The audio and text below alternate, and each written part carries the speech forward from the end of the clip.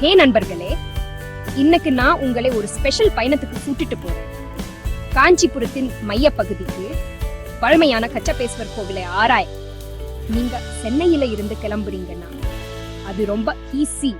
Bus அல்லது ரயிலில ஏறி சுமார் 2 மணி நேரத்துல வரலாறு மற்றும் ஆன்மீக நிறைந்த ஒரு நகரத்துக்குள்ள வந்துடுவீங்க. இப்போ எங்க தங்கலாம்? காஞ்சிபுரத்துல நிறைய ஆப்ஷன்கள் இருக்கு.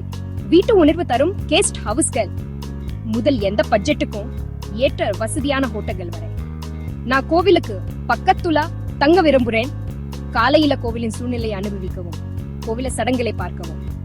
கச்சபேஸ்வர் கோவில் வாவ், 1000 வருஷங்களுக்கு முன்னாடி சோழர்களா கட்டப்பட்டுன்னு சொல்றாங்க.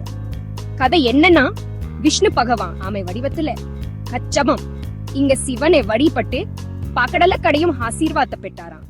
அதனாதான் கோவிலுக்கு இந்த பேரு வந்துச்சு. கட்டிடக்கலை மனதை மயக்குது.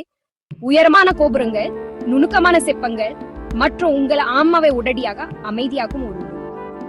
இங்க இருக்கிற அச்சு வரதர் சிலைய நீங்க மிஸ் பண்ணவே கூடாது. இது ரொம்ப புண்ணியமானது. இங்க ஒரு தரிசனம் அமைதியையும் செழிப்பையும் தரும்னு உள்ளூர் மக்கள் நம்புறாங்க. மகா சிவராத்திரி மற்றும் பங்குனி உத்திரம் போன்ற பண்டிகைகள் போது கோவில் ரொம்ப பரபரப்பா இருக்கும். அப்போ நகரம் முழுவதும் வண்ணங்க இசை மற்றும் பக்தர்கள் சுட்டத்தா பிரகாசிக்கும். நீங்க என்ன கேட்டா, நவம்பர் மற்றும் பிப்ரவரி மாதங்களுக்கு இடையில போறதுதான் சிறந்தது. அப்போ வானிலை இதமா இருக்கும். கோவில் தெருக்களில் சுற்றி திரிய ரொம்ப வசதியா இருக்கும். அதனால நீங்க அமைதியான மற்றும் கதைகள் நிறைந்த ஒரு இடத்தை தேடுறீங்கன்னா காஞ்சிபுரத்தில் உள்ள கச்சபேஸ்வர் கோவில கட்டாயம் பார்க்க வேண்டிய இடம். வரலாற்றுக்கா வாங்க, அந்த உணர்வுக்கா தங்குங்க. அப்புறம் மனசு நிறைய நினைவுகளோ திரும்பி போங்க. நம்புங்க, இது நீங்க மறக்க முடியாத ஒரு பயண அனுபவம்.